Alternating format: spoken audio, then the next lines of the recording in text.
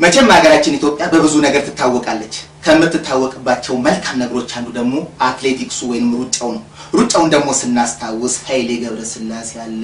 ደራርቱ ቀነኒሳ ጥሩዬ መሲ ፋጡማ ብዙ ሯጮች አሉ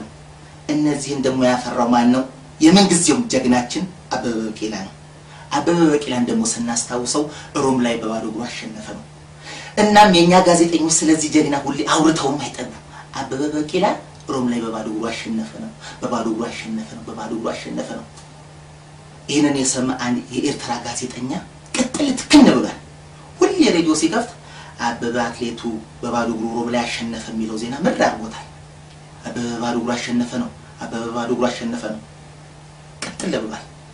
ምን አባታቸው እነዚህ ሰዎች ዘለ ዓለማቸውን አበበ ቢቂላ በባዶ እግሩ ሮጠ ይላሉ የኛ አለ አይደለም የዘርሰናይ በባዶ ሆዱ የሚሮጥ